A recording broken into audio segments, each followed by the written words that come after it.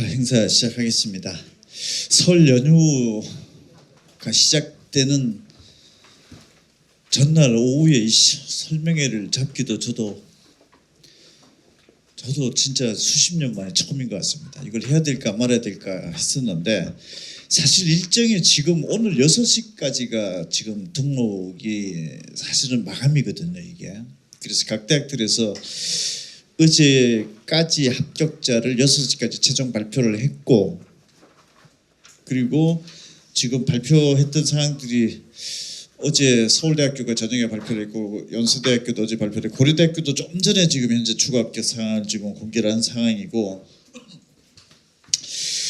2027학년도가 의대 모집 정원도 확대가 됐고 재수생들도 좀 늘어나는 상황이고 뭐 여러 가지 지금 변수들이 막 복합적으로 와 있는 상황에서 제가 좀 이따 설명을 드리겠는데, 일단 서울대학교가 근본적으로 정시 합격생들이 거의 상당수가 의대로 빠져나갔습니다. 그래서 서울대 정시 합격을 공대 쪽에서 하고 의대에 동시에 붙었을 때 최근 5년 새 최대 규모로 빠진 것 같습니다.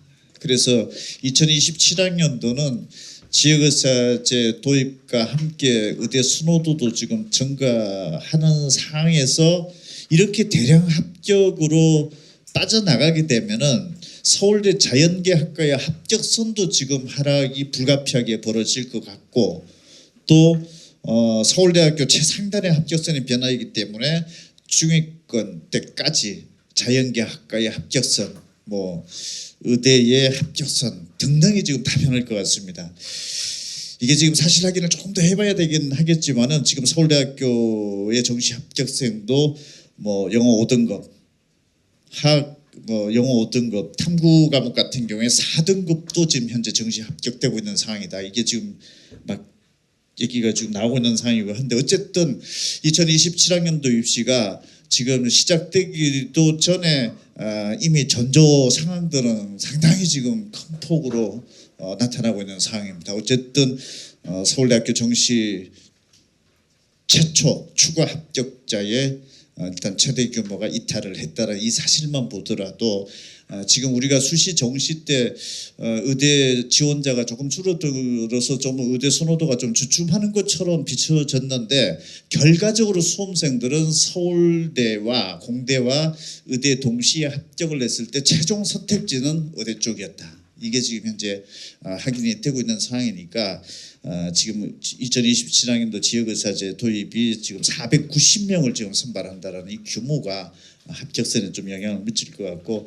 어차피 지금 이 자리에 고등학교 3학년 학생들도 있을 수 있고 재수를 지금 목표로 하는 학생들도 있을 수 있을 텐데, 어쨌든 여러분들에게 뭐 크게 부담되는 것보다는 긍정적인 또 입시의 판도적인 측면으로 봤을 때는 조금 뭐 긍정적인 면들도 있지 않을까라는 생각이 들고, 제가 누차 말씀을 드리는데 고등학교 3학년 올라가는 학생이나 재수에 지금 임하려고 하는 학생들 대부분들이 수능 4, 5, 6등급이라고 제가 말씀을 드리고 있고, 제가 2026학년도 수능 보자마자 제가 말씀드렸을 때 정시의 합격선이 의외로 많이 내려갈 수밖에 없는 구도가 발생할 것이다. 심지어 제가 처음 설명회를 냈을 때 서울대 같은 경우에는 영어 불수능이었죠. 5등급 충분히 합격 가능권에 들어올 수 있을 것이고, 웬만한 정시 합격생들이 1, 2등급 합격대가 주요 대학에 들어가는 게 아니라 서울대학교 같은 경우에 뭐 영어도 이 정도로 돼 있지만은 탐구 과목 같은 경우에 4등급 때까지 정시에 합격으로까지 이어지는 상황이 이게 예외적인 상황일지 아니면은 굉장히 상당히 다수의 합격생들이 이렇게 포함될 수 있을 것인지는 조금은 지켜봐야 되는 상황이고, 지금 좀 관심이 좀 모아지고 있는 것 같습니다. 자, 자료집 2페이지 한번 보시면서 제가 전반적으로 지금 어쨌든 정시는 끝났습니다. 최종 다 끝난 상황에서 어떻게 돌아갔는지 상황판을 좀 보고 지역의사제의 영향이 어느 정도 미칠 것인가를 체크를 해보고 주요 10개 대학의 영향까지 한번 설명드리도록 하는 시간 갖겠습니다. 일단 2026학년도 정시 탈락생, 어제 저녁 6시까지 탈락생 규모가 어쨌든 7% 증가합니다. 전년도에 비해서. 그래서 정시 3회 지원 건수로 봤을 때 27,659건이니까 이걸 그냥 우리가 단순하게 나누기 3을 한번 해봅시다. 3번 원서를 냈다 치더라도 약 한 10,000명 정도의 재수생 발생은 불가피합니다. 이거는 하고 싶은 의지와 무관하게 지난해 뭐 황금돼지띠 관련으로 해서 일단 학생 수 자체가 늘었죠. 그래서 정시에 어제 저녁 6시까지 탈락 규모로 봤을 때는 지난해보다 한 10,000명 정도 늘어날 것으로 현재 구도적으로서 거의 확정적 예상되는 상황이고, 여기에 지역의사제까지 도입이 되면서 이제는 명문대학에 진학하고서 지금 금년도 1, 2, 3학년을 맞이하는 학생들 중에서 반수 등으로서의 의대에 재도전하려고 하는 반수생들도 좀 증가될 것 같고 그런 상황이고, 자체적으로도 이미 한 10,000명 정도는 증가가 지금 명확한 상황이고, 3페이지는 올해가 입시가 마지막이죠. 통합수능의 마지막인데 통합수능 마지막에서는 학생들이 다 몰릴 것으로 예상이 됐지만 재수를 하려고 하는 학생들도 큰 부담이 있긴 있다라는 것은 명확한 것 같아요. 그래서 최근에 큰 틀의 입시 변화가 있었을 때 그 마지막 해의 그 수능제도 있을 때는 재수생들도 다 줄어들었습니다. 그래서 여기 지금 현재 재수를 하려고 하는 학생들도 심적인 부담은 대단히 커진 상황에서 어쩔 수 없이 재수로 좀 이어지어 오는 학생들도 많기 때문에 고등학교 3학년 학생이나 재수로 또 연결되는 학생들이나 솔직히 마지막 해 부담은 마찬가지다라는 거. 그래서 이왕 재수를 하려고 하는 그런 학생들이라고 하면은 마음가짐을 조금 더 단호하게 조금 할 필요가 있고, 상당히 부담을 안고 모든 수험생들은 금년도가 시작이 된다, 이런 양상들이고, 4페이지 제가 봤을 때는 약 17만 명대까지 육박할 가능성이 있습니다. 그렇게 되면은 2005학년도가 현재 수능 점수의 형식이 나온 시스템이 2005학년도에 도입이 된 겁니다. 그러면은 현행 수능제도 도입 이래 2027학년도가 현재 예상으로선 사상 최대 규모로서 거의 확정적으로 하지 않느냐 싶습니다. 그래서 금년도에는 재수생들이 주변에서 굉장히 좀 많아질 수 있는 환경 구도가 지금 현재 조성이 되어져 있는 상황에서 지역의사제가 지금 현재 발표된 상황입니다. 그러면은 인원이 지금 490명을 당장 금년도에 뽑는다. 어쨌든 최상위권 490명을 뽑으니까 합격선에서는 영향을 미칠 수 있고, 합격선의 영향은 어쨌든 내신이든지 수능이든지 정해진 이 바운더리가 있는데, 그 바운더리가 있는데 최상위권에서 490명을 선발하는 거니까 합격선 하락 요인은 발생을 할 수밖에 없는 상황으로 이제 현재 그렇게 예상이 되고 있네요. 5페이지 오늘까지 검정고시 원서 접수가 또 마감입니다. 지금 검정고시 서울대학교 정시 합격생, 검정고시를 통해서 서울대학교 정시 합격생이 11년 새 최대 규모로 현재 발생을 했고, 작년도 재작년도 2025, 2026 학년도가 2만 명, 2만 2천 명으로 2만 명대가 돌파가 됐는데, 오늘까지 또 상황을 보면은 또 이 부분도 또 기록이 바뀌어질 가능성도 있습니다. 이 부분은 그만큼 수능에 집중을 하면서 입시 전략을 짜는 학생들이 늘어나고 있다는 얘기가 되고, 이 중에서도 상위권 학생들이 늘어나고 있다는 얘기가 되네요. 서울대학교가 일단 검정고시를 통해서 정시에 최대 규모로 합격을 했다. 여러분들이 현재 이 자리에서 학교 내신 성적과 이런 부분 좀 여의치 않았다 하더라도 수능에 집중을 했을 때 결과적인 측면들이 지금 현재 이런 상황으로 전개되고 있고, 서울대, 연세대, 고려대뿐만 아니라 주요 10개 대학을 봤을 때 검정고시 합격자가 연도별로 한번 봐보십시오. 그만큼 치열하게 수능 준비를 하는 학생들이 늘어나고 있으니까 여러분들도 아마 예외사항은 아닐 것 같고, 6페이지 지역의사제 가보겠습니다. 당장 금년도가 490명 선발하네요. 490명 정도 선발이 절대 적은 규모 자체는 아닌 거죠. 그 다음에 고등학교 2학년, 고등학교 1학년 때가 613명, 그 다음에 813명, 813명까지 갈 때 100명은 의전원에서 뽑는 걸로 되어 있으니까 실제 순수 학부 선발은 713명까지 맥시멈으로 지금 현재 봐야 되는 상황입니다. 향후 5년간 이 추세가 나타날 수가 있으니까 금년도에 의대 진입을 도전을 했다가 실패를 했을 경우에 그 다음에 연속 한 5년간은 이 상태가 지금 지속이 될 수도 있는 상황으로 볼 수 있고, 지금 현재 지방권에서 지역인재 전형을 선발하죠. 지역에서 중고등학교를 나온 학생들이 그 지역 의대에 들어가는 지원 자격이 부여되는 게 있는데, 여기다 지역의사제 490명이 전원 지금 현재 경인도 일부 포함되어져 있지만은 다 지방권에 지금 현재 거의 다 포진되어졌죠. 그러면은 지방권 고등학교에서 평균 1.2명 정도 학교당 일반계 고등학교에서 지역의사제 지금 현재 지역인재 전형 1.2명 정도가 할당이 되어져 있는 구도인데, 지역의사제까지 들어가면 평균이 1.7명이니까 수치상으로서는 굉장한 수치로 일단 평가될 수밖에 없어요. 여러분 학교에서 전교 한 2등권 안에 정도 들어가는 학생들이 사실은 이 배당을 받은 거나 다름이 없는 거죠. 그러면 1.7명 정도가 전국 평균이라고 하면은 전교에서 한 2등 이내에 들어온 학생들이 모두 다 의대를 지역인재만 들어갈 수 있는 상황도 아니죠. 전국 수도권 의대로도 빠져나갈 수가 있고, 지역인재 전형 말고 일반 전형 의대로 들어갈 수도 있고, 지역인재 전형으로 들어갈 수도 있고, 지역의사제 전형으로 들어갈 수도 있고, 심지어 지방권에서는 농어촌 전형 대상 학교 학생들은 그 전형으로도 막 분산되겠죠. 그럼 실제적으로 1.7명 평균보다 훨씬 더 많은 수치가 실제 합격권으로 들어올 가능성도 지금 배제할 수 없는 상황이죠. 여러분 현재 학교당 전교에서 지금 한 1, 2등 정도 된 내신이나 1등급 되는 학생들이 학교당 몇 명인지 감안을 한번 해보십시오. 정말 두세 명밖에 안 나타나는 학교가 거의 대부분이고, 아예 1등급대가 없는 학교들도 상당수 많이 있고, 현재 학교에서 전교생 한 학년 학생 수가 한 200명대 학생들이 거의 대부분들입니다. 300명, 400명대 규모는 거의 찾아보기도 힘들 정도로 현재 학령 인구수가 줄어들어 있는 상황이죠.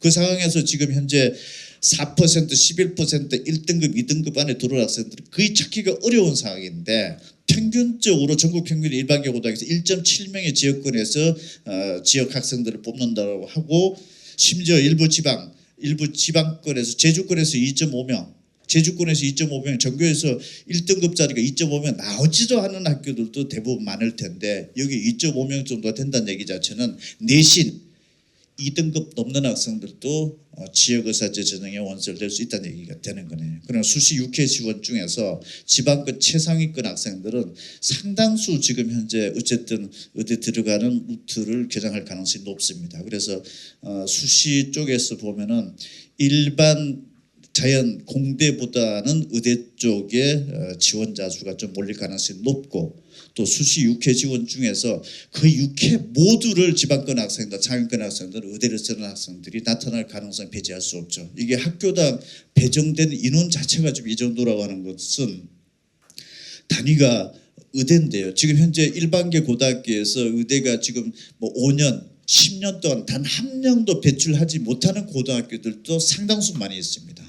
그런 상황에서 매년마다 한 2.2명대 평균이 넘어가거나 2명대 준한다라고 하는 것은 절대 이거는 입시에 상당한 영향을 미칠 수 있는 어떤 중대 변수가 금년도 입시에 좀 발생을 했다, 이렇게 볼 수 있고, 현재 지역인재 전형에서 벌써 호남권, 충청권, 대구, 경북권에서는 아마 의대 모집 정원이 1,500명 확대됐던 당시에서 내신 2등급 넘어가는 학생들도 상당수 수시에 원서를 냈던 걸로 봤을 때는 금년도에 그런 상황이 벌어질 수 있을 것 같다라는 예측입니다. 어쨌든 전국에 평균 일반계 고등학교가 지방권에서는 1.7명 정도가 배당이 될 정도의 규모이고, 많게는 2.5명 정도가 배당이 되는 지역이 현재 발생을 했다, 이렇게 볼 수 있고, 냉정하게 놓고 보면은 지방권으로 봤을 때는 제주도가 제일 의대 들어가기는 상당히 좀 유리한 구도인 거고, 이미 일반 입시계에서도 그런 얘기는 하고 있습니다. 지방권에서 제주 지역의 학교 선생님 되기는 제일 뭐 편안할 수 있는 그런 구도가 되기도 한다. 그런데 지금 현재 의사라는 부분들이 만약 연결이 됐을 경우에는 어떤 지역의 어떤 그 유불리점들은 전략적인 입시 지원 구도에는 변화가 상당히 발생할 수도 있지 않을까라는 예상이 드네요. 8페이지. 지금 현재 강원대, 충북대, 전북대, 제주대가 지금 현재 발표된 기준으로 봤을 때는 강원대 모집 지역의사제 모집 규모가 제일 많이 늘 수 있고 그다음에 충북대, 전북대, 제주대 순서인데 구폐지 한번 봐보시면은 현재 인원으로 봤을 때는 전북대, 서울대, 부산대, 전남대, 조선대, 경북대, 충남대, 경희대, 연세대, 한양대 의대가 모집 인원이 많은 10개의 대학 순서인데 만약에 지역의사제로서 모집 정원이 학대가 적용이 된다라고 하면은 1위부터 10위까지가 저는 거의 사실상 서울에 있는 서울대학교 한 개 학교를 제외하고서 다 지방권에 포진돼서 그러니까 모집 인원이 많은 대학은 현재 상위 10개 학교에서는 4개 학교가 서울권에 소재를 하고 있는데 이게 만약에 바뀌어지게 되면은 저는 거의 다 지방권 의대가 지금 현재 분포도에 나와 있는 구도가 되는 거고 10페이지 의대 모집 정원이 1,500명이 2025학년도에 갑자기 늘어났을 때 각 학교에서 내신 합격성 공개를 한 거 보면은 예전에 의대 모집 정원이 확대되기 전에는 내신 평균 1.6등급 이내 정도가 의대 수시 합격권 하한선 정도로 추정이 됐었습니다. 그런데 대학에서 발표했던 2025학년도 입시 결과를 저희가 대입을 시켜봤더니 한 1.9등급까지 내려가줬다. 그럼 0.3등급 정도 하락 요인이 발생을 한 건데 이게 지금 현재 한 490명 정도에서 한 600명대까지 심지어 700명대까지 만약에 확대된다고 하면은 이 내신 등급이 지역 상황에 따라서는 정말 한 0.3등급 그 이상도 떨어질 가능성도 배제할 수 있는 상황이 전개될 수 있고 또 그런 얘기들이 나오는 순간에 지방권의 우수한 학생들은 더 좀 몰릴 수 있는 구도가 되지 않을까 싶은 상황입니다. 잠깐 그 화면 조금 좀 볼 수 있나요? 이게 입시에 미치는 영향도가 이게 일단 의대 쪽의 방향은 많이 나타날 것 같고 2024학년도에 전국 39개 의대에서 중간에 그만두는 학생들이 386명 나오네요. 그전에가 201명, 179명, 203명, 173명. 서울권에서도 지금 34명, 4명, 31명, 39명, 58명.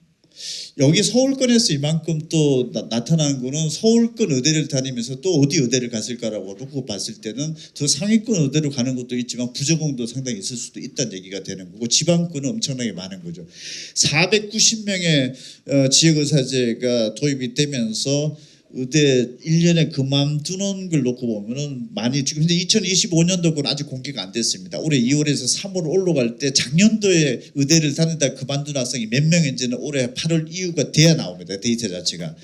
그전까지 기준 그러면 작년에 많이 나왔을 가능성이 높죠. 왜 1,500명이 갑자기 늘어나서 또 의대 들어가기 그만큼 쉬워졌으니까 기존 의대 다니다가 다시 이동을 했는 학생들이 많이 나타날 수 있는데 그 전에가 386명이니까 400명이 훨씬 넘어갈 가능성이 일단 현재로서는 합리적으로 예상이 되는 거죠. 그렇게 되면 1년에 지역의사제에서 한 490명 정도가 선발이 되고 490명 정도가 또 나가고 이런 상황이 또 벌어질 것 같고 지금 같은 의대에서도 이쪽에서는 일반 의대, 이쪽에서는 지역의사제, 이쪽에서는 돈도 주고 뭐도 했는데 10년 동안 여기 있어줘야 되고 이쪽에서는 일반 의대에서 내가 마음 먹는 어느 곳에서나 의사활동을 할 수가 있고 이게 또 레벨이 또 달라질 가능성도 있고 그래서 지역의사제 원서를 냈던 거는 조금 하향지원 또 지역인재전형은 조금 더 상향지원 수도권 의대는 더 상향지원 이렇게 해서 지역의사제 전형에 합격을 해놓고 지역인재 전형에 동시에 붙었을 때 지역인재 전형을 최종 선택을 한다라든지 마치 서울대 공대를 붙고 의대를 붙었을 때 의대를 선택하고 서울대 공대를 포기하는 상황이 벌어진다라든지 그러면은 지역의사제와 지역인재 전형 중에서 지역의사제는 추가 합격 예비 번호가 엄청나게 돌 수 있는 대학 학과 발생도 불가피하게 벌어질 거고 그러면 합격선도 이쪽보다는 이쪽이 더 낮아질 수 있는 상황이 벌어질 수 있는 거고 이런 여러 가지 시나리오들이 나오게 되는데 어쨌든 대학의 편입에 관련된 의대 쪽에 가려고 하는 학생들도 있을 수 있고 버젓이 의대를 갔다가 다시 의대에 다른 대학 의대를 가기 위해서 일반 전형 의대로 가기 위해서 다시 또 준비하는 학생들도 있고 어쨌든 고등학교에서 대학교로 들어갈 때의 어떤 그 의대에 대한 어떤 그 선호도에 관심이 높아질 수 있고 재학 중에 있는 의대생들과 공대생들의 또 다른 의대의 재진입, 대학의 이동, 의대에서 의대로 이동, 그 다음에 일반 학과를 졸업하거나 3학년, 4학년 올라가는 학생들의 뭐 일반 학사의 어떤 의대의 편입, 굉장히 연쇄적으로 이렇게 벌어질 수 있는 상황이고 종합적으로 봤을 때는 당분간은 상위권 학생들에게서는 이런 어떤 의대에 관련된 얘기들이 굉장히 좀 많이 돌 수밖에 없는 상황이고 그렇습니다. 자, 11페이지 의대 지역의사제 전형이 도입되기 전인 금년도에 서울대학교 조금 전에 제가 좀 집계를 해서 자료도 좀 조금 전에 돌린 자료인데 일단 11페이지 보시면은 자연계만 딱 보면은 180명이 그만뒀습니다. 서울대학교 합격하고 180명이 최종 현재 그만두고 작년에 178명이 많이 그만뒀죠. 작년에 의대 모집 정원이 1,500명이 갑자기 확대가 되면서 서울대 공대도 붙고 의대도 붙는 학생이 늘어났겠죠. 그래서 작년에는 일시적으로 좀 늘은 것처럼 보였는데 그때보다 더 늘었습니다. 지금 의대 모집 정원이 1,500명이 줄었음에도 불구하고 이게 좀 줄지 않을까 예상을 했었는데 오히려 지금 더 늘어나는 상황으로 바뀌어졌고 의대 모집 확대되기 전보다는 훨씬 더 많은 학생들이 서울대 공대와 의대를 붙었을 때 의대 쪽을 최종 선택지로 택하는 건데 어쨌든 5년 사이에 최대 규모의 서울대 공대 합격생이 지금 빠져나가는 구도가 되어 있는 상황이고 그다음에 경영대학 경제학부고 재우정 지금 현재 14명 등록 그만둔 것으로 지금 확인 발표됐고 그다음에 12페이지 첨단융합학부 16명, 전기정보공학부 15명, 간호대 14명, 산림과학부 11명, 의학학계 10명이 지금 현재 많은 순서들을 지금 중간에서 그만둔 걸로 되어 있고 아예 한 명도 안 빠져나간 대학 학과들은 의학과, 그 다음에 통계학과, 에너지자원공학과 이 세 개 학과는 40개 학과 중에서 이 세 개 학과를 제외한 나머지 모든 지금 37개 학과에서는 일단 동시 합격을 했을 경우에 지금 빠져나가는 구도로 나타난 거고 저기 위에 정부의 핵심 정책 육성 정책학과죠. 20개 집중 육성 정책학과인 첨단융합학부가 16명 그만뒀는데 작년도에 12명 그만뒀습니다. 12명이 16명으로 서울대 국가 정부 시책상 만들어지는 학과도 지금 이제 등록 포기상에 벌어진 거고 생각보다는 좀 높게 나오네요. 이 자체가. 그 다음에 전기정보공학부도 작년에 12명에서 지금 현재 15명으로 좀 늘어난 상황이고 전반적으로 상위권 학과들에서 지금 등록 포기상이 나타났고 예체능에서는 서울대 체육교육학과만 지금 현재 8명 나오는데 여기는 대체적으로 연세대학교를 이게 수능에 대한 비중이 원체 높은 데다 보니까 서울대학교 체육교육학과 붙은 애들은 8명 그만두고 나머지 학과에서 단 한 명도 등록 포기자가 없는 상황이고 14페이지 연세대학교 432명이 자연계에서 등록 포기했고 전체 등록 포기생은 659명 등록 포기했습니다. 이 상황은 어제 낮에 연세대학교에서 홈페이지 상에서 마지막 공시 데이터까지입니다. 이 공시하고 난 다음부터는 어제 저녁 6시까지 전화 돌렸습니다. 전화로 몇 명한테 통보한 것까지 모르겠어요. 어쨌든 같은 홈페이지 상에서 동일 발표 기준을 연도별로 적용시켜 보면은 자연계가 432명의 등록을 포기했는데 작년보다는 좀 줄었습니다. 작년에는 의대 모집 정원이 확대됐던 상황에 변수가 있었는데 의대 모집 확대가 되기 전인 상황들보다는 지금 높게 등록 포기가 나타난 것은 연세대학교 정시에 합격했던 최상위권 학생들도 서울대로 갔던 학생들도 있을 테고 의대 쪽으로 갈 수 있는 학생들도 있었을 텐데 어쨌든 그만큼 선호도 연세대급에서도 지금 현재 등록 포기가 이어진 거고 조금 전에 제가 고려대학교 상황도 봤는데 고려대학교도 마찬가지입니다.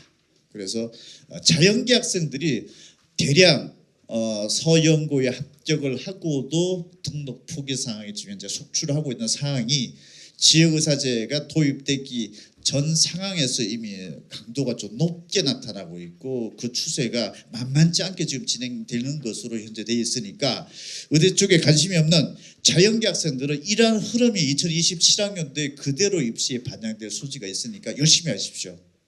뭐 내신은 어쩔 수 없이 뭐 그렇다 치더라도 수능에서 조금만 하면은 지금 현재 제가 좀 전에 좀 더 확인을 해봐야겠지만은 서울대학교 지금 5등급 4등급이 뭐 합격권으로 나타났다라고 하는 것은 굉장히 지금 현재 임팩트가 있습니다. 그 과도 만만치 않은 학과입니다. 제가 학과 공개하기가 좀 그런데 일반 저기 밑에 있는 학과에서 벌어지는 게 아니라 웬만한 대학의 그 서울대학교에서 보면은 의학학계를 지배한 일반 학과에서는 1, 2, 3에 해당되는 학과에서도 지금 저런 상황이 벌어진다라는 거. 그래서 이게 계속 이동을 하다가 보면은 맨 마지막에 끝선 합격선 자체는 상당히 지금 내려가고 있는 상황이다 이렇게 볼 수 있네요.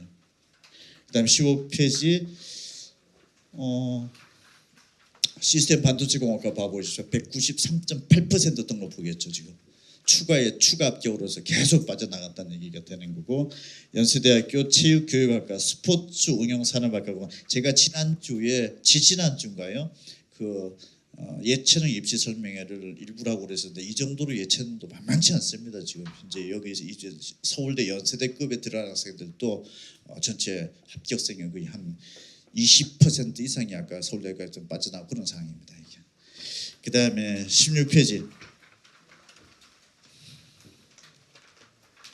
연세대 합격상은 잠깐만 봐볼까? 아까 연세대 의예과 한번 봐봅시다. 연세대 의예과.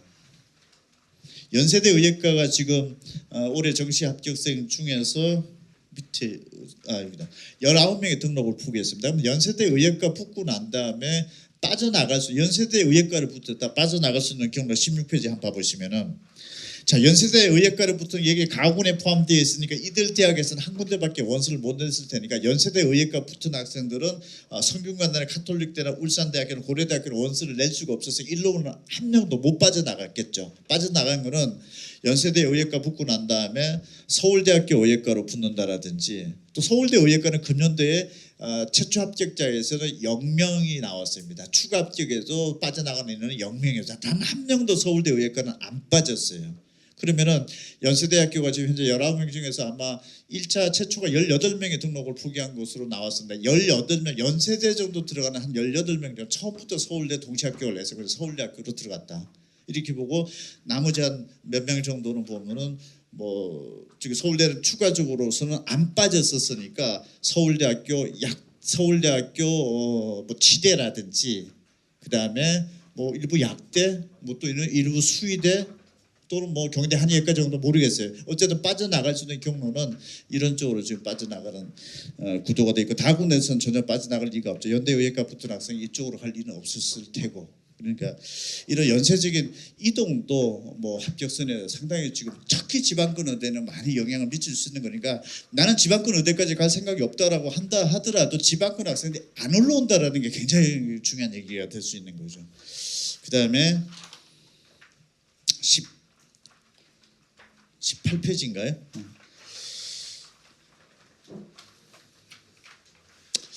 오늘까지 일단 등록금 내는 걸로 모든 게 종료되고, 더 이상 한 명의 예비 합격의 발표 사항은 모든 대학이 이제 법적으로 금지된 겁니다. 어제 저는 6시를 기해서 마지막 남은 입시가 2월 20일 날 공표가 됩니다. 추가 모집. 그래서 그게 이제 작년 9월 수시 원서 접수부터 시작을 해서 9, 10, 11월 12, 1, 2 6개월 동안의 대장적인 마무리가 설 연휴 직후인 2월 20일 날 이제 나옵니다. 추가 모집. 정시 오늘 저는 6시까지도 대학들이 이제 합격 발표를 기다리고 있는데, 합격자 발표를 했던 얘가 중복으로 또 어디가 붙었는지 대학에서 좀 모릅니다. 그래서 중복으로 붙은 애는 뭐 연대나 고대 중에서 둘 중에 한 군데만 등록을 낼 테고, 뭐 경희대나 중앙대 중에서도 두 붙었다면 한 군데를 내고 이렇게 되는데 하나는 포기를 하게 되겠죠. 그럼 구멍이 발생을 하겠죠. 그 구멍이 얼마만큼 발생하느냐라는 결과가 2월 20일 날 공표가 됩니다. 그게 마지막 이슈입니다. 전문대학도 지금 현재 마지막 파이널입니다. 그래서 2월 20일부터 진행되는 거는 선착순입니다. 특정 원서 접수 기간도 없습니다. 그냥 일일이 다 확인해 봐야 됩니다. 그래서 2월 20일 날 어느 대학에서 무슨 학과에서 몇 명을 뽑는지, 어느 전문대 무슨 학과에서 몇 명을 뽑는지 보면서 적시 원서를 내고 그걸로 끝입니다. 그래서 오늘 아침에 발표했다가 오후에 사라지기도 하고 그렇습니다. 그게 이제 마지막 남아있는 추가 모집 상황인데 작년도에 서울 소재 4년제 대학에서 29개 대학 거의 대부분 일단 모집은 들어갔습니다. 668명을 선발했고 어쨌든 내가 도저히 재수 못하겠다. 마지막 카드라도 쓰십시오. 경인 지방권에 한 10,000명 정도 돼. 이 정도 있고 전문대학도 지금부터 각 전문대 찾아보고 있습니다. 정말 내가 재수가 싫다. 마지막 기회는 2월 20일 날 딱 스타트가 되는 거고 1, 2, 3에 끝날 가능성은 높습니다. 거의 당일치기로 다 끝나고 그런 상황이 되는 건데 혹시나 참고를 한번 해보십시오. 19페이지 서울 경기도에서 한 1,600명 정도 선발하는 규모고 20페이지 동국대학교, 홍익대학교, 건국대학교, 숭실대학교, 서울시립대학교, 국민대학교, 세종대학교, 한국외대, 중앙대, 숙명여대 등에서 작년도에 선발했습니다. 21페이지 의대, 치대, 한의대, 약대도 작년도에 23개 대학에서 29명을 못 뽑아서 추가 모집까지 나섰습니다. 그 다음에 의대도 8개 대학에서 11명의 선발 치유가 발생했고 경쟁률은 수백 대 1에 달할 겁니다. 어떤 남아있는 수준대 학생이 남아있을지는 아무도 모릅니다. 지금 수시, 정시 저렇게 지금 막 긁어가서 뭐 합격을 시켜놨는데 수십 대 1, 수백 대 1의 경쟁률이 된다 하더라도 남아있는 학생들의 수능 수준은 아무도 모릅니다.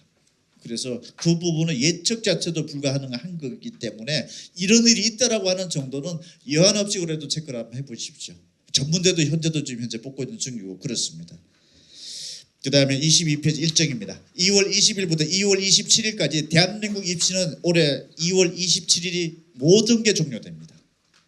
그리고 3월 신학기가 맞이하는 게 시작이고 대한민국 입시는 고등학교 3학년이 올라가는 학생들은 9월 달에 수시 원서 접수를 시작으로 정말 수능까지 봐야 되는 학생은 2월 말까지 전개돼 6개월의 고난의 시간이 가야 되는 거고 학교 내신 성적이 괜찮은 학생은 바로 12월에 종결이 되는 상황이고 그렇습니다. 그리고 고등학교 3학년 올라가는 학생들은 다음 달 3월 24일 날이 고3 교육직 모의고사 첫 시험입니다. 그래서 거기에서 국어, 수학, 선택 과목별로 시험이 들어가는 첫 스타트가 지금 현재 진행이 되는 상황이고 그렇습니다. 그게 추가 모집 상황입니다. 자, 23페이지 제가 오늘 탑10 대학이라는 주제를 걸었기 때문에 참고적으로 한 번 더 확인을 해보시기 바랍니다. 자, 사탐론은 계속 얘기가 나오기 때문에 주요 10개 대학에서 일단 자연계만 체크해 봅시다. 거의 사탐론은 자연계 학생들이기 때문에 내가 자연계 이과 학생인데 사탐으로 갈아타서 다시 이과로 가고 싶습니다라고 하는 학생들 주요 10개 대학에서 사탐을 한 과목 이상이라도 신청해서 시험을 본 학생의 비중을 체크를 해보고 대학별로 체크를 해보면은 성균관대, 서강대, 한양대, 중앙대, 경희대, 이하여대는 거의 한 30-40% 학생들이 어쨌든 사탐론으로 갔네요. 그리고 다시 자연계 학과에 원서를 내는 구도네요. 이 표에서 어떻게 나타나냐 사탐이라는 과목을 한 과목이라도 응시했으면서 자연계 학과에 어플라이 의사가 있는 학생들이었습니다. 작년 저희 종락원 표본에서. 그래서 이 정도 대학을 노리는 학생들은 정시에서도 사탐을 갈아탄 학생들이 한두 1-20%가 아니라 지금 사탐 2과목까지 지금 응시한 학생들로 보면은 거의 40% 정도가 된다라는 것을 일단 생각을 해보시고 사탐론이 작년도에 최대 규모로 발생을 했는데 금년도가 최대 규모 2년차로서 더 최대 규모의 기록 갱신이 예상되는 상황입니다. 그래서 주요 10개 대학을 생각하고 있다 이거 생각해 보시고 24페이지에 인문계열인데도 불구하고 가탐 과목을 신청해서 인문계열 학과에 지원하고 있는 학생들입니다. 이과에서 문과로 사실상 교차 지원으로 봐야 됩니다. 그래서 문과 학생의 가탐으로 갈아타서 했을 확률보다는 이과 학생의 가탐 시험을 보면서 이과의 학과보다는 문과의 학과가 조금 더 용이하지 않겠느냐라고 하는 부분들도 있기 때문에 여러분들은 이제 문과 이과를 넘나들면서 체킹을 하는 입시 전략 상황으로 작년도부터 굉장히 깊숙하게 들어가 있습니다. 이 규모 자체가 지금 만만치 않은 상황이고 25페이지 자연계열 학과 중에서 사탐 한 과목이라도 갈아탔던 학생들이 많이 원서를 내는 학과들입니다. 사탐론에 가장 관심 주목을 받고 있는 학과들은 이러한 학과들이었다라는 걸 생각을 해보시고 내가 지금 갈아탈까 말까 한 판단 한번 해보시고 26페이지 수학 자연계 학생들 중에서 학률과 통계를 가지고서 정시에 밀어보려고 하는 학생들은 주요 10개 대학으로 봤을 때는 한 5, 6%밖에 안 됩니다. 그래서 이과 학생들이면서 내가 수학이 부담스러워서 학률과 통계를 가지고서 정시에 이들 주요 10개 대학에 가려고 하는 학생들은 한 5%도 안 된다는 거 생각 한번 해보시고, 반대로 인문계 학과인데 미적분 기하 선택한 학생들이 지금 절반에 육박하거나 넘네요. 문과 학생들 다시 한번 재수를 생각하는 학생들 이 표를 보면서 과목 선택 빠르게 조금 조정해 보는 게 어떨까 싶습니다. 지금 여기에 대해서 정상적으로 스탠스 서 있다라고 그대로 밀고 가시고, 아니다 싶으면은 제가 지난번 설명회 때도 말씀드렸는데 의대, 치대, 한의대도 그렇고 다들 이런 양상들입니다. 심지어 지금 주요 10개 대학의 인문계열 학과에서 미적분 돌파하지 않으면 어렵네요. 그래서 이 부분 한번 참고를 한번 해보십시오. 인문계 학생들이지만 또는 자연계 학생이지만 내가 학률과 통계로 갈아타려고 해보려고 하는 학생들은 섬찟한 어떤 수치도 한번 봐보십시오. 거의 없다라는 거. 그 다음에 27페이지 인문계열 학과인데 미적 기하를 신청해서 지금 본 학생들이 인문계 학과를 좀 녹화하고 있는 과가 많은 순서고, 자연계열 중에서 학률과 통계를 가지고 일단 접근 자체가 적고요. 그나마 접근한다라면 이들 학과 정도는 일단 노크를 해보고 있는 상황이었다, 이렇게 볼 수 있습니다. 29페이지 주요 10개 대학교 영어 등급 인문계 1등급 27%가 서울대학교 장현대, 서울대학교 자연계 1등급이 31.2%, 5등급까지 지금 현재 확인되고 있는 상황입니다. 서울대학교 정시 합격생. 그래서 대충 영어는 2등급 이내 정도가 된다라고 하면은 되는 분위기네요. 2월이 됐든 3월이 됐든 2등급 이내 빨리 돌파를 해놓고 나머지 준비를 하십시오. 그래서 대강적인 상으로 봤을 때는 2등급 정도 이내가 되면은 충분한 끈이 되는 거고, 서울대학교 같은 경우에는 영어 등급 비중이 좀 낮아서 그런 것도 있지만 안 만났다 하더라도 영어 5등급을 맞고 붙기라는 게요, 이게 팩트로 드러난다는 게 신기하죠 지금 현재. 어쨌든 여러분들은 2월이 됐든 3월이 됐든 돌파를 하십시오. 2등급 이내 정도만 되면 무난한 거고, 작년도 어려운 영어 시험에서도 한 8만 5천 명 정도 2등급까지 나왔으니까 웬만큼 노력하면 된다라는 것도 확신을 가지시고 단어 외우십시오. 그 다음에 30페이지 수학 자연계에서 정말 오리지널, 이건 사탐론으로 볼 수 있는 추정되는 학생들입니다. 자연계 학과인데 미적 기하를 수학에서 하고 사탐 한 과목이라도 응시한 학생들의 비중을 보면은 성균관대, 서강대, 한양대, 중앙대, 경희대 이하에대는 13명 정도가 사탐론 현상으로 지금 현재 추정되는 학생들이네. 비중 구조가 그렇고, 31페이지 가탐 2 과목을 신청할까 말까라고 하는 고민하는 학생은 한판단은 거의 안 합니다. 서울대학교를 제외하고서는. 그리고 서울대학교 지금 현재 아까 제가 소두에 말씀드린 2 과목에서 지금 현재 4등급이 막 확인이 되기도 하고 뭐 그런 상황은 벌어지네요.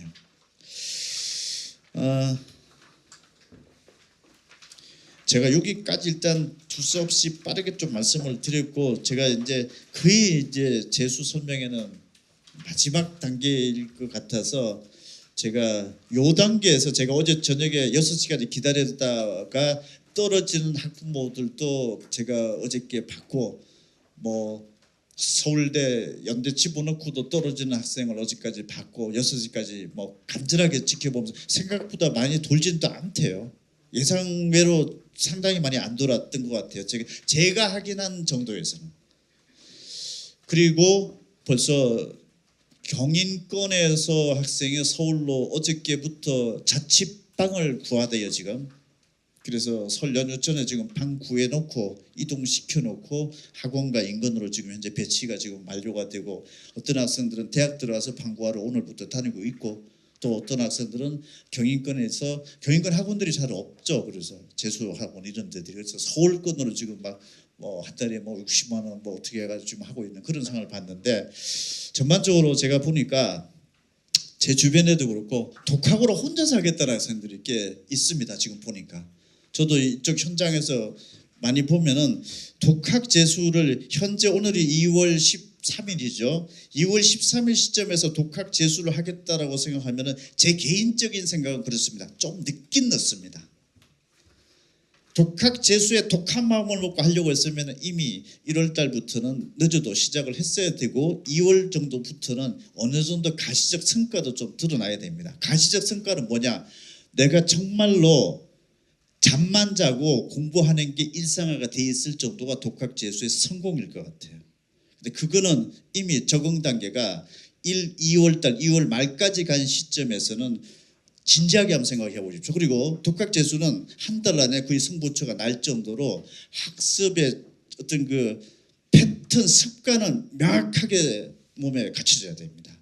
그렇지 않으면은 혼자서 한다라는 게 결코 만만치 않다라는 생각을 하고, 여기는 정말 도전적인 정신도 필요하고 강한 의지력이고, 이미 강한 의지력이 시험대를 봤을 때 돌파가 됐어야 된다라는 게 제 생각이고 그렇습니다. 만약에 지금부터라도 한다라고 하면은 3월 달에 뭔가 혁명적인 어떤 공부의 패턴의 변화가 발생을 하느냐 안 하느냐, 그게 성공의 핵심일 것 같습니다. 그래서 독학 재수라는 학생들은 그렇게 어쨌든 3월 한 달 안에 내가 한 번도 안 해봤던 공부 패턴이 내 몸에 지금 익숙해져 있다, 그걸 느껴야 되고 그게 즐김이 와야 됩니다.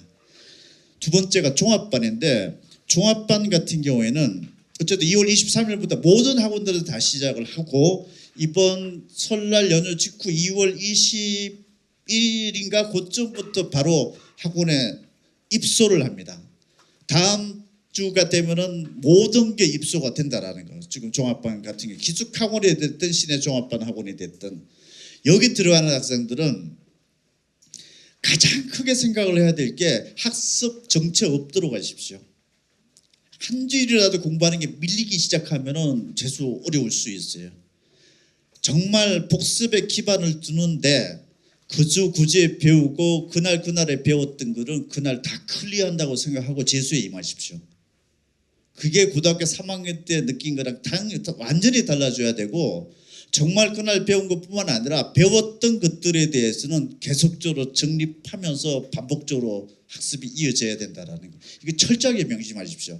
모르면 선생님한테 가서 물어보든지 어떻게 하든지 간에 그날 거는 클리어시키고 정체됨이 없도록 하는 게 가장 중요할 것 같고, 세 번째는 무슨 과목이 중요하고 안 과목이 뭐 이렇다는 얘기도 하고 있는데, 어쨌든 5월까지는 수학의 성부를 걸어야 되지 않을까 싶습니다. 수학에 쉽게 출제되든 어렵게 출제되든 이 변별력은 너무나 크고 또 점수가 또 유독 잘 안 나옵니다, 이게. 그래서 5월달까지는 수학의 기본적인 학습 양 자체를 일단은 배분 비율로 봤을 때는 제일 많이 두는데, 그래도 그런 과목 학습은 매일처럼 유지를 하십시오. 왜?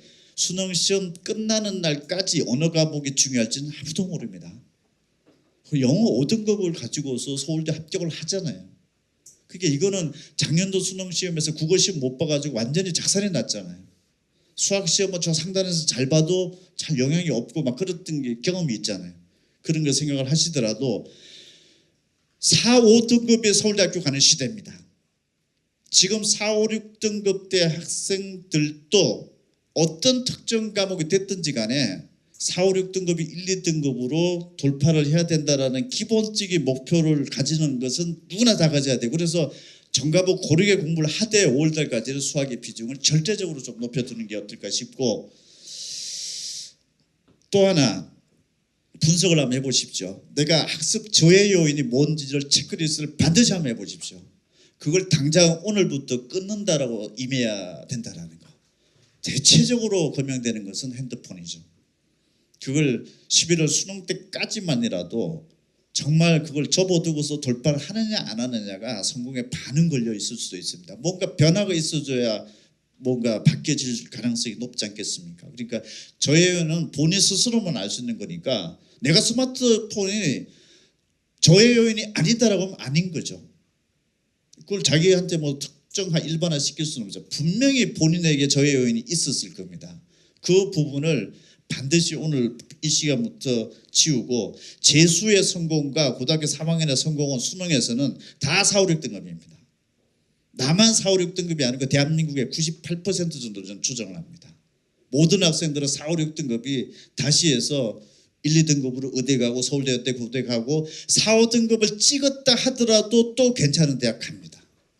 그래서 지금부터는 나의 형편이고 나의 어떤 특정 고등학교 어느 지역에 상관없이 정말 잠자는 시간 말고 공부만 하십시오. 재수는. 그게 가장 중요한 겁니다. 그다음에 2026년도에 뭔가 공부를 한다 하더라도 당장 내가 몇 년 있다 하더라도 내가 재수할 때 이런 식으로 공부했다라는 그 이정표 하나는 만드십시오. 그게 뭘지는 아무도 몰라요. 본인 스스로 만드십시오. 뭘 하더라도 나는 이때 이렇게 했었다라는 거. 몇 년이 지난다 하더라도 이거를 자랑스럽진 않지만은 내가 평생 동안 얘기할 수 있는 방법이 있을 거예요. 그걸 한번 해봤으면 좋겠고 2027학년도 대학 입시는 전반적으로 괜찮습니다. 4, 5, 6등급이 정말 고등학교 3학년 때 등급에 비해서 공부의 어떤 형태만 바꾸고 내용이 아니라 뭔가 양만 정말로 한 2배 정도 이상을 가고 정말 잠만 자고 잠도 규칙성 있게 자고요. 왔다 갔다 그러지도 말고 진짜 잠자는 시간하고 공부하는 시간밖에 나는 2026년도에 없었다고 생각을 하고 오늘 이거 화면 한 번만 열어줘 볼래요? 안 되나요? 안 되구나. 조금 전에 제가 어떤 기자실에서 연락이 와가지고 설 연휴 동안에 뭘 하셨으면 좋겠습니까? 라고 이거 자료 좀 달라고 해가지고 억지로 한번 만들어 봤습니다. 만들어 놓고 보면서 제가 여러분들한테 얘기를 해주고 싶더라고요. 고등학교 3학년하고 재수형하고 좀 나눠서 좀 얘기를 해달라고 해서 고등학교 3학년 학생들은 3월 24일 날 교육청 모의고사 봅니다. 그거 중요한 시험입니다. 결과가 어디 반영되는 건 아니지만 그래도 시작이지 않습니까? 2022학년도부터 최근 2026학년 작년도까지 5년간 3월 달에 봤던 교육청 모의고사라도 다 한번 다운받아서 한번 풀어보는 거 어떨까요? 그게 국어, 수학 시험에서 언어와 매체, 합법과작문, 미적분, 기하, 학통으로 나눠보는 첫 시험입니다. 그게 여러분 한 번도 안 봤어요. 지금까지 고3 올라가는 학생들은 한 번 쭉 풀어보면서 내가 이 과목으로 선택하는 게 맞는지 안 맞는지 그리고 내가 이거 고등학교 2학년 때까지 시험 범위잖아요. 내가 뭘 얼마나 지금 현재 핸디캡을 가지고 있는지 한번 이번 참에 해보는 거 어떨까 싶고 재수로 들어온다. 지금 하고 있는 패턴의 학습도 있겠지만 그냥 한번 그냥 말만 드리면은 한 5년치 본수를 한번 풀어보는 것도 어떨까 싶어요. 2022학년도부터 2026학년도까지 5년 동안 통합 수능 아닙니까? 그거 한번 다시 한번 잘 풀어보면서 내가 어디에서 지금 뭔가 문제가 있고라는 걸 느껴보는 거. 그래야 뭔가 플랜을 짤 때 내가 올해 당장 설 연휴 이후부터는 이런 식으로 내가 공부를 해야겠다라는 거를 본인 스스로 뭔가 좀 잡혀지는 거를 한번 해봤으면 좋겠고 어쨌든 설 연휴를 하더라도 공부하는 시간이 정해져 있기 때문에 그 패턴 유지하라는 얘기를 꼭 얘기를 하게 좀 했고 단기 전략 이런 거 세우지 말고 그냥 평소 하던 대로 공부하고 이런 부분들 그냥 지속했으면 하는 게 들고 당장 공부를 어디서 할 거냐라는 것도 정하라고. 지금 뭐 왔다 갔다 그리면서 할 건지 어디서 할런지 이런 부분들부터 좀 정해놓고 하는 게 어떻겠느냐. 모든 게 지금부터는 이제는 인플레이 상태로 들어간 겁니다. 더 이상 이제 미련도 없습니다. 정시도 다 끝났고 그래서 이런 부분들 마지막으로 한번 생각하고 무조건 좋게 생각하십시오. 고3 올라가는 학생들도 그렇고 서영고만 생각하고 안 되면 서성환까지 생각하는 거를 다부지게 가지면은 꼭 좋은 결과 있을 겁니다. 그래서 항상 머릿속에 생각을 좋은 대학에 들어갔을 때만 생각을 하고 스트레스도 좀 풀고 또 이번 설날 연휴가 오늘 어제 저녁 6시까지 모든 게 종료가 됐으니까 집안 사람들 모이면은 이래저래 묻지도 말고요. 답변하지 스스로 말하기 전에는 그리고 스트레스도 받지 말고요. 그럴 수도 있겠구나라고 생각을 하시면서 그때 더 독한 마음을 먹고 정말 설 연휴 이후부터 아니면 어쩌면 지금 이 시간 이후부터 뭔가 패턴의 변화를 한번 줘보십시오. 그리고 저희도 뭐 1년 동안 쭉 하면서 이래저래한 정보들 나오고 또 당장 다음 주에도 무슨 또 정보가 나오고 또 이런 자리도 마련하고 올 테니까 어쨌든 열심히 좀 공부 좀 하라고 하십시오. 그러면은 4, 5, 6등급의 기적적인 신화가 반드시 만들어요. 그게 대한민국의 입시입니다. 그래서 이거 절대적으로 뭘 해도 안 된다, 뭘 해도 안 된다 다 근거 없는 소리들 다 치우고 지금까지 진짜 4, 5등급이 내가 처음에 얘기했잖아요. 서울대 붙는 시대라니까요 지금. 그래서 꼭 좋은 결과 있으십시오. 하여튼 설 연휴 잘 보내시고요. 열심히 하시죠. 고맙습니다. 아이들이 재수를 하거나 공부 시작할 때 고민거리 내용이 되게 비슷합니다. 그래서 이 학생들 저희가 상담해보고 그 다음에 어떻게 아이들 마인드 컨트롤 해야 되냐 좀 봤을 때 정리를 해봤더니 상위권 학생들은 요 정도 키워드가 머릿속에 재수할 때 항상 맴돌 거예요. 되게 불안한 게 있습니다. 오히려 상위권에서 강박이 좀 심하더라고요.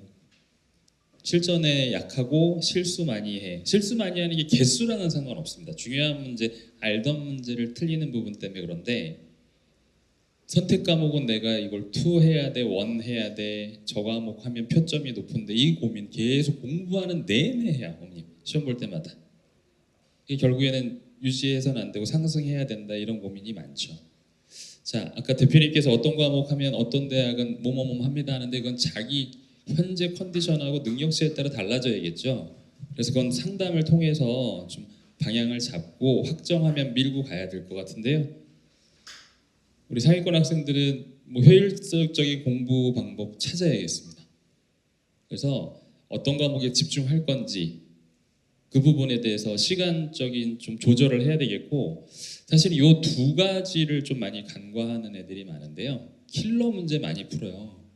근데 사실 그 문제는 아이들이 끝까지 진행해야 될 부분이고 중요한 거는 준킬러 중상 난이도를 빨리 커버해서 여기서 시간 단축하는 연습이 필요해요. 그래서 문제 검토, 고난도 문제 검토할 시간을 확보하는 연습이 동시에 수반되어야 된다. 그리고 약점이란 부분이 특정이 분명히 되는 학생들이죠. 상위권은. 그래서 본인의 약점 분석하고 그거 피드백을 좀 기록 잘 해놓자. 결국에는 자기가 실수하는 패턴 리스트 만들고 그거를 보완하는 연습을 꾸준히 하는 게 제일 좋겠습니다. 그래서 이 부분 꼭 좀 생각하면서 잊어버리지 말고 좀 체크했으면 좋겠고요. 중위권 학생들이 좀 많아요. 여기 계신 분은 좀 다 상위권일 수도 있겠는데 키워드 고민 내용은 중첩은 되는데 특이점이 있습니다. 어머님 이거 보시면 이 순공에 굉장히 집착도를 많이 갖습니다. 그러니까 공부를 잘하는 애들이 몇 시간 공부하니까라는 것도 단순한 생각인 것 같은데 비교를 하는 건데 일단 내 공부량만 많이 늘려놓으면 좀 안심하는 경우. 순공 집착하고 그 다음에 갈아타기라는 표현을 썼는데 이게 뭐냐면 점수가 좀 안 나오거나 좀 난해한 부분의 교재 아니면 강의는 빨리빨리 나랑 안 맞으니까 또 다른 거로 시도를 하고 그러니까 한 번에 진행이 안 되는 경우가 많습니다. 완독이 안 되는 경우가 많거든요. 그래서 이런 부분들이 좀 공통되더라. 그래서 우리 친구들은 이게 제일 첫 번째로 자기 객관화를 꼭 해야 된다 그러는데 자기 위치 정도 파악이 점수를 얘기하는 게 아니에요. 내가 공부량 대비 얼만큼 나왔었고 어떤 단원이 취약한지를 분석하고 공부하지 않으면 그냥 계속 또 양치기만 들어갈 겁니다. 빨리 올리고 싶어서. 자, 자기주도 학습은 양과 질 사실은 뭐가 우선순위인지는 모르겠습니다만 질 우선으로 가야죠. 무조건 시간 놀린다고 해가지고 될 문제는 아니어서 이 부분 조절을 어떻게 할 수 있느냐도 굉장히 포인트인 것 같아요. 그리고 이거 너무 중요한 부분 사실 이게 첫 번째 와도 되는 건데 이건 상위권 중위권 다 똑같습니다. 다 한 번 배운 거 알고 그러니까 이해할 수 있는 게 내꺼화되는 부분을 기다려야 되는데 들었던 거는 안다고 생각하니까 잘 안 봐요. 그래서 초반에 3, 4개월 정도는 기본 개념 완벽하게 이해하기 이거 시간 좀 걸립니다. 근데 아이들이 급하니까 못 기다려요. 그러니까 하다가 빨리빨리 넘어가는 단원 생기면 그건 다시 되돌릴 수는 없어요. 이제 진행 한번 돼버리면. 그래서 5월 6평 전까지는 이건 꼭 체크하자라는 거고요. 그 다음에 취약점 파악해야죠. 우리는 실수하면 안 됩니다. 반대로 쉬운 문제 남이 맞추는 문제 다 맞춰야 돼. 어려운 문제는 다음에 쉬운 4점 먼저 맞추자는 거죠. 그리고 오답 정리 반드시 해야 되는 거 너무 기본적인 내용인데 실제로 저희가 고3 아이들 지도 와서 이제 재수시켜보면 기록하는 애가 거의 없어요. 그냥 머릿속으로는 다 얘기하는데 내용 보여줘 그러면 아무것도 없이 틀린 거 또 틀리고 그렇거든요. 그래서 이런 리스트를 꼭 생각하고 공부에 임했으면 좋겠습니다. 중위권 아이들 아까 대표님께서 4등급 아이들이 변화가 굉장히 크다 얘기하셨잖아요. 사실 저희 학원도 마찬가지인데 공부를 굉장히 잘하는 아이들은 어쨌든 잘 갑니다. 자기 회복력도 높고 수능 한번 망친 거 크게 뭐 문제 삼지 않고 공부하고 가거든요. 근데 4등급 대 애들 특히 100분 1부 합의 220점대 아이들은 대부분 뭐 인천대 안양대 정도 수준에서 경기권 못 들어오니까 재수 시작하거든요. 이 아이들이 변화되는 것들이 사실은 아이들의 동기부여가 많이 되는 것 같아요. 그래서 그 위주로만 추려본 사례인데요. 많이 올랐죠, 어머니?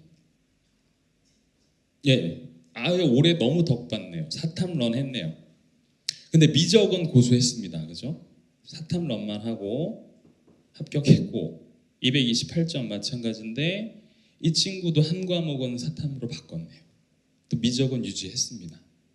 이 전략이 아이가 혼자 정하기는 좀 힘들겠죠. 근데 변한다. 이 친구도 229점부터 시작해서 276점. 이 친구도 이 친구는 좀 특이해서 사례를 얻었는데 이건 거꾸로 바꿨습니다. 이거는 근데 했던 거예요. 그래서 자기는 자신 있다. 그래서 자신 있는 거 하는 게 맞아요. 무조건 따라가는 게 아니고 자신의 그 내용 분석은 선생님하고 하고 선택 과목에 대한 거는 조율해 주겠다. 변화됐죠, 어머니. 219점에서 56점. 이 친구는 아예 그냥 자기 스타일대로 이과형으로 쫙 그냥 밀어 추진한 친구입니다.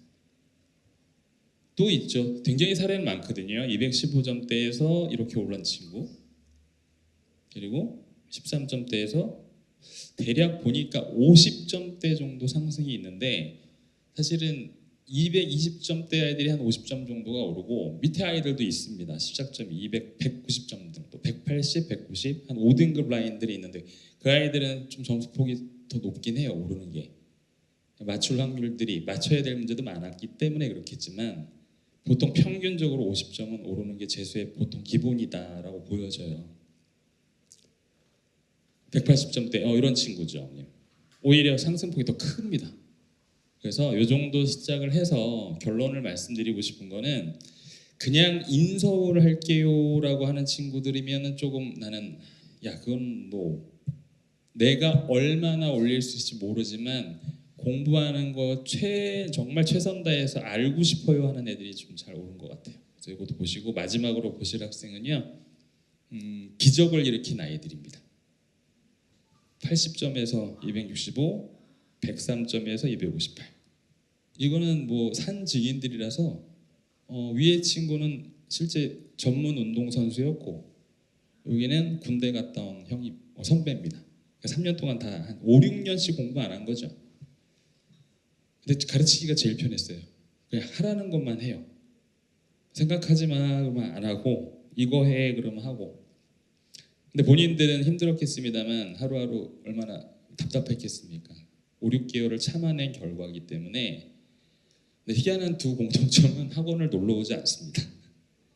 싫은가 봐요. 근처에 오는 게. 통화는 되는데 그 정도로 자기 뜨거운 열정을 발휘한 친구들이에요. 이 사례만 한번 좀 공통점 찾아주세요. 이건 어른들도 사실은 이렇게 살아야 되는 것임에도 못하는 분 있죠. 저도 참 교감이 되고 이것도 본받으려고 하는데 결국엔 생활적인 부분에서 다 갈리지 않겠어요. 내 생활인 거죠. 그래서 재수는 막 힘주고 하는 게 아니고 그냥 일상 받아들이고 하루하루 열심히 잘 배우고 익히고 가면 되는데 이 부담을 안 가지려면 성실하게 아침부터 와서 단순하게 가는 거죠. 질의응답도 많이 해야 되고 자기 거니까 챙겨야죠. 그리고 이 부분 얘기하면 아이들이 이제 머리에서 쥐가 나는데 정말 매일 안 쉬고 해야 돼요? 많이 물어보거든요. 쉬어도 돼요. 근데 감각으로 그냥 기분에 따라서 쉬고 하고 하면 안 되고 정해서 그러니까 이런 건 말고 그러니까 쉬는 날도 좀 정해서 언제 쉬겠다.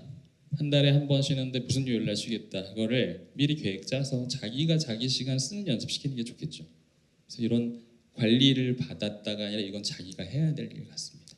그래서 이렇게 되면 변하더라. 공통점을 찾아봤더니 이 내용이고요. 실패도 그냥 공개하겠습니다. 사실 실패를 공개할 때 제가 설명회 다녀보면 학생들 눈빛이 많이 흔들리는데 걱정이 되니까 그러겠죠, 어머님. 근데 이것도 학원들이 안 떨어지는 애는 없게 떨어진 애도 있어요. 이 친구 컨디션이 나쁘지 않은 친구예요. 시작점이 언매로 3등급 84에 미적이 91 2등급이면 이거 상위권이죠. 재수로 봐도 탐구를 못해서 바꾼 건데 점수가 떨어졌어요. 다 떨어졌습니다. 과목이. 그래서 저희가 매월 시험 보면서 분석을 하고 아이랑 상담한 기록을 다 확인하잖아요. 사실은 예측은 어느 정도 됐는데 불안했지만 결국 이렇게 나왔네. 저희가 리스트업을 해봤더니 여기 오른쪽 박스 친 부분이 월 모의고사 성적이거든요. 209점, 274점, 258점, 6평은 아예 벼 있고 30점대, 40점대, 30, 16 하다가 갑자기 또 278점. 얘는 자기 컨디션 좋으면 잘 보고 컨디션 나쁘면 시험 대충 봐. 그러니까 자기가 그냥 몰입하고 안 하고 하고 싶을 때만 하는 친구거든요. 머리 좋은 친구인데 들쭉날쭉하다 보니까 6평을 스킵했어요. 왜? 못 볼 것 같아. 이런 경우들이 되게 꽤 많습니다.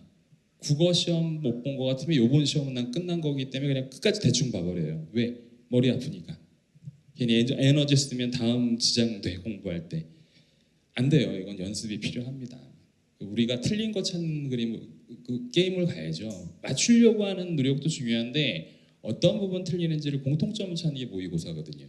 그래서 그렇게 하면 안 되겠다라는 사례 때문에 보여드린 거고 이 학생 같은 경우도 그렇게 그닥 나쁜 컨디션은 아니었는데요. 이런 경우는 저도 거의 처음 봤는데 점수가 계속 떨어져요. 특히 9월 이후로 마지막까지 떨어져서 수능이 최저가 나왔거든요. 그래서 이 친구는 저희가 어떤 사례로 봤냐면 정말 고집 열심히 합니다. 고집스럽게. 그러니까 자기가 보고 싶은 책만 봐요. 아이 탓을 하자는 게 아니라 그냥 계속 자기 고집대로 하고 싶은 것만 하고 선생님하고 대화가 안 되고 희한했어요. 왜 종합반에 있을까 할 정도였는데 결국에는 이 두 친구 사례가 두 가지가 다 공통적으로 나온 것들인데요. 컨디션 안 좋은 거는 어머니 사실은 공부한다고 다 아프진 않아요. 잠을 안 자요 애들이 스트레스 푼다고. 핸드폰 부분은 어른도 힘들지만 이 부분이 그냥 품에 항상 손에 쥐고 들어가니까 어느 날은 자고 어느 날은 안 자고 하니까 오늘은 아프고 아픈 날은 공부 안 되고 그럼 시험 컨디션 조절이 안 되겠죠. 그러니까 이런 부분이 제일 컸고 우리 두 번째 사례 언니 그 친구 같은 경우가 제가 언니란 표현을 쓰는데 여학생입니다. 죄송합니다. 정말 고집이 셌어요. 그렇게 이것도 해보자 하는데 아니라는 거죠. 그래서 그런 부분이 너무 안타까웠습니다. 저희 책임도 좀 있고요. 그러다 보니 그 친구가 이런 부분이 연결되는 아이들이 급해지면 이거 해요. 계속 문제만 풀어요. 푼 것도 풀고 또 사서 풀고 하다가 안 되면 인강만 듣고 그러면 인강 볼 때는 또 기쁘게 듣습니다. 다 알아듣는 것 같고 그러니까 이게 쳇바퀴 돌듯이 했던 걸 또 하고 근데 나중에 보면 그 고3 때 그 행동을 다 했던 거거든요. 근데 그걸 또 하고 있는 거죠. 재수하면서. 그렇게 하면 안 되겠다. 모의고사 나한테 맞는 시험 없다. 그냥 도전해라. 선생님들이 평가 분석은 해줄게. 틀려도 되는 문제가 있으니 걱정하지 말고 5교시 다 전체 시험을 힘있게 자기 힘으로 끄는 연습을 하는 게 중요하다는 걸 꼭 강조하고 싶어요. 그래서 우리 아이들을 어떻게 관리를 할 거냐면 학원들이 대부분 비슷합니다. 시즌제로 운영하는데 단계별 학습하는 거예요. 어머님. 거의 한 9주, 8주 이런 느낌으로. 그래서 처음에 2월 23일부터 시작해서 개념 완성해야죠. 아이들이 개념 완성이라면 잘 이해를 못해요. 설명이 될 정도까지는 익혀야 되는데 중요한 거는 토막 나 있는 거를 한번 1강부터 마지막까지 쭉 연결하는 공부를 시켜야 됩니다. 그래야 모르는 것도 확실해지기 때문에. 그래서 흐름도 완성한다. 그 다음에 시즌 바꿀 건데요. 문제 해결력 바로 들어가야죠. 6평 대비도 해야 됩니다. 이 시즌에는. 그리고 그게 되면 평가원 정도 시험 보게 되면 자기 수준 파악은 좀 됐습니다. 자, 강약점을 확인한 다음에 심화 고난도 완성시켜야 돼요. 잘하는 거는 끌어올리고 약한 거는 보완을 하고 요 시즌이 이제 3학기 시즌이고 4학기, 5학기는 크게 구별은 없습니다만 굳이 나눠놓은 이유는요. 수능 앞두고 열흘이 아이들이 멘탈이 가장 힘들 때거든요. 그래서 실전 모의고사하고 파이널 총정리하는 기간을 좀 같이 똑같이 가면서 마지막 열흘 전략 다시 뭐뭐 보자 교재 다 버리게 할 거예요. 그때는 야 책 다 치워버리고 정리된 거 뭐뭐뭐만 주고 그것만 확인하고 선생님하고 대화하고 바로 질문하고 그 시즌을 갖는 거에 의미를 좀 둬야 될 것 같습니다. 재수생은 논술은 당연히 준비해야 합니다. 이거는 버릴 카드가 아니라 고3이 못 따라오는 카드예요. 최저를 우리가 맞추니까 3월부터 논술 준비 시킬 건데요. 아이가 현재 어떤 과목이 잘하고 못하냐에 따라서 바로 투입되는 경우가 있고 4월, 5월 지나서 한 3개월 공부한 다음에 수능이 어느 정도 된다. 그때부터 하는 아이가 있고 이건 조절 상담한 다음에 진행이 될 거고 대학별 고사반은 4월부터 바로 편성은 됩니다. 이거는 시험 보고 평가하고 상담하고 진행이 된다 보시면 되겠어요. 학원들 자랑 중에서 뭐 다 똑같은 내용 같습니다만 저희가 좀 차별점 두고 있는 게 참 1번이에요. 다른 건 비슷해요. 학원들은 1번을 왜 꼽았냐면 최상위권 학생들 사실 선생님 역량에 대한 아니면 영향력에 크게 문제는 없어요. 본인들이 다 어느 정도 수준인 줄 알고 본인이 공부 방법도 알고 하는데 3등급 100분이 84점 이하로 해서 중위등급 때들은 국어 공부하다가 수학 공부 안 되고 수학 공부하다 탐구 못하고 계속 왔다 갔다 합니다. 그래서 선생님들이 어떻게 과목 관리를 하고 공부량을 조절해야 되는데 중요한 거는 국어, 수학, 영어 중요 과목의 선생님이 실제로 아이랑 상담을 해줘야 목표점하고 내용 상담이 되거든요. 결과 가지고 너는 이거 뭐 몇 점이니까 이런 내용은 시험 성적 분석이고 선생님이 내용으로 이 부분은 약하고 뭐 잘하고 판정을 내려주고 범위를 자꾸 잡아줘야 되기 때문에 저희는 담임 선생님을 교과 선생님들이 맡습니다. 대신에 올해 교과 선생님 중에서 친화력도 있으시고 당연히 수업은 잘 하시죠. 수업을 좀 줄이고 아이들한테 신경을 많이 쓰게 하는 정책으로 가는 거예요. 이게 도움이 많이 되더라고요, 아이들한테. 수업은 1대1로 맞춤 시간표 제공하는데요. 국어, 수학, 영어 각각 과목 다 반배정은 달리 갑니다.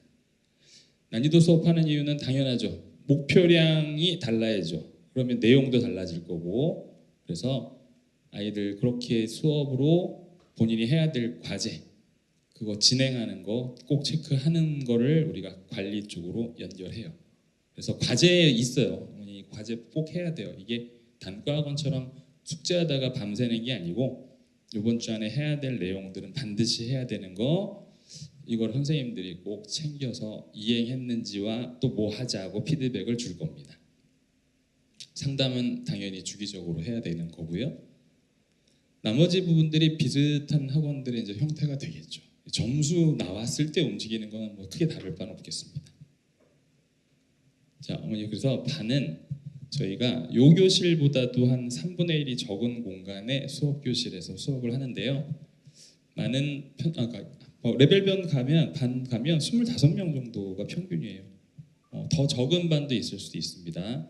그래서 한 8단계 정도를 나눠서 아이 수준의 변화에 따라서 계속 동기부여하고 내용의 변화를 줘야지 안 그러면 늘어지니까요. 그래서 정확하게 레벨 편성해 수업한다. 그리고 성적 변화에 따라서 바로 반배정 레벨업 가능하고요. 그 다음에 요즘 친구들이 제일 걱정하는 싫어서가 아니라 저 선생님 수업하고 좀 패턴이 안 맞아요. 어떡합니까?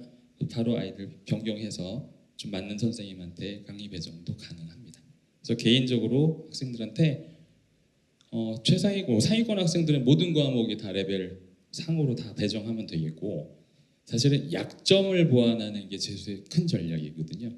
국어 약점인 학생들 같은 경우는 국어를 수준에 맞게 스타트를 쳐주고 올리는 거고 수학 약점인 학생 마찬가지로 수학은 기본 배정해서 점점 상위로 올려야 되고요.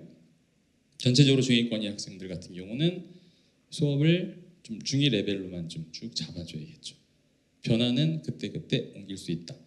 그리고 선택에 대한 부분도 강화돼 있어요. 아이들이 저 부분은 풀고 싶은데 나중에 하나요? 선생님 저것도 해주세요. 이런 부분들이 있어서 당연히 이런 니즈 충족을 하기 위해서 본인이 원하는 뭐 기출을 빨리 풀고 싶다, 개념을 더하고 싶다 이런 것들 다 선택해서 자기 시간표 만들 수 있으니까 이것도 선생님하고 호흡해서 표를 짜줄 겁니다.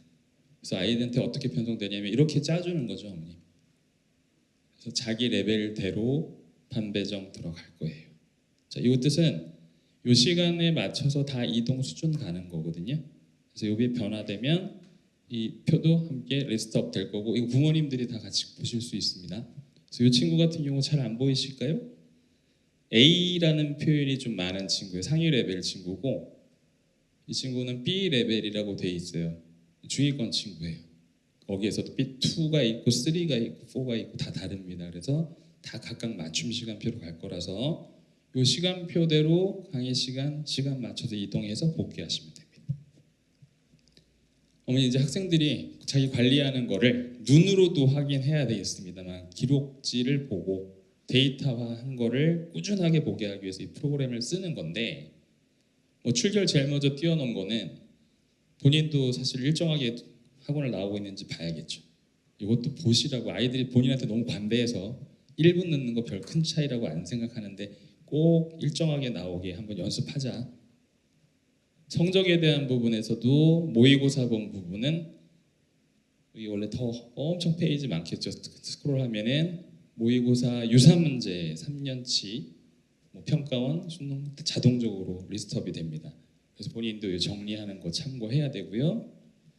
그리고 개인 성적표는 평일 시험, 주말 시험, 월 모의고사 세 종류 나눠져 있는데 거기에 따른 문항 분석 내용이 나올 겁니다.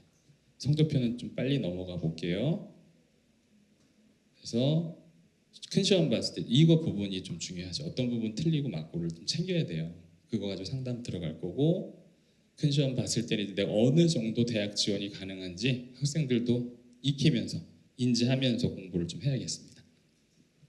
마지막으로 부모님들도 보시라고 뭐 의도적이다기보다는 학생들하고 상담한 내용 다 기록을 남기거든요. 그래서 사이트 들어가서 다 부모님 같이 보시는 내용이니까 이렇게 들어가셔서 우리 아이 어떤 상담을 하고 있구나 사례별로 다 다르니까 그래서 이것도 참고하시고 나중에 개별 상담은 선생님하고 별도로 하시면 되겠습니다. 이제 생활적인 부분 넘어갈 건데요. 영교시 아침에 저희가 해요. 7시 50분 등원해서 아침에 영단어 시험 보는 날 있고 핵심 체크는 말씀드린 아침에 보는 테스트입니다. 미니 모의고사, 그 다음에 국어 지문 읽는 독수 공방. 어휘로는 국어 어휘입니다. 말 그대로. 이것도 자꾸 테스트를 하는데 아이들이 시험 보는 거 부담 가지려고 그러는데 안 그러면 오전에 7시 50분 와서 8시 반까지 네 공부해라 그러면 자요. 어머니. 안대 쓰고 자는 애도 있더라고요. 그래서 안 되고 그렇게 하면 진짜 익히고 외우는 거 하자. 선생님들이 근데 이때 같이 관리하거든요. 혼자 하는 거 아니니까 해놓으면 좋습니다. 진짜. 이거 꼭 믿고 가라. 이거 꼭 아침에 일찍 보내주셔야 목적을 잡은 거고요. 그래서 일정 스케줄을 이렇게 가는 거예요.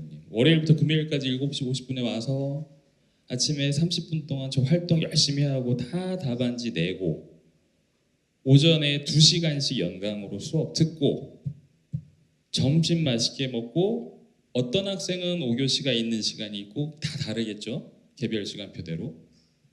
그 다음에 제일 중요한 거는 어쨌든 나는 수업이 끝났어. 그럼 독서실에서 자습할 건데 선생님한테 질문하고 싶다. 질문 시간 테이블이 있습니다. 수업하는 선생님 질문도 하고 담임 선생님 찾아가 상담하고 또 질문하고 그리고 저녁 먹고 10시까지예요. 10시 지나면 저희는 독서실은 안 엽니다. 그냥 다 가서 빨리 자고 대신에 아침에 문을 6시 정도에 열려 있으니까 일찍 와라. 그렇게 움직이는 게 제일 좋겠죠. 토요일 날은 1시간 늦게 등원시켜요. 이거 되게 좋아하더라고요. 해 뜰 때 하고 노는 게 좋다. 유일한 날이죠. 그래서 와서 5시까지만 의무적으로 공부시킬게요. 그 뒤에는 자율퇴실이에요.